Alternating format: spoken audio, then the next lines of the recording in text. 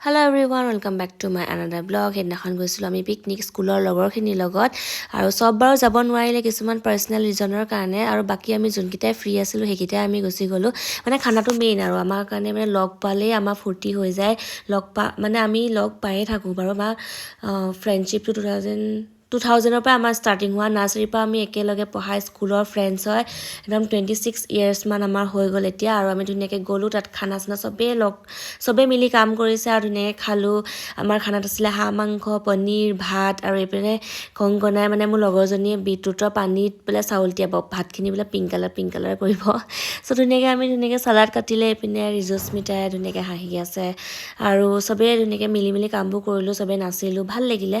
আৰু আই হোপ আপোনালোকে এনজয় কৰিছে আৰু আমাৰ ভিডিঅ' আগতে দেখিয়ে থাকে এইখিনি আমি স্কুলৰ লগৰ হয় চব মানে একেলগে থাকোঁ আৰু ফূৰ্তি কৰোঁ আজিলৈকে আমি একেলগে আছোঁ চ' ভাল লাগিছে যাতে আমি সদায় একেলগে থাকোঁ সকলো ভালে থাকক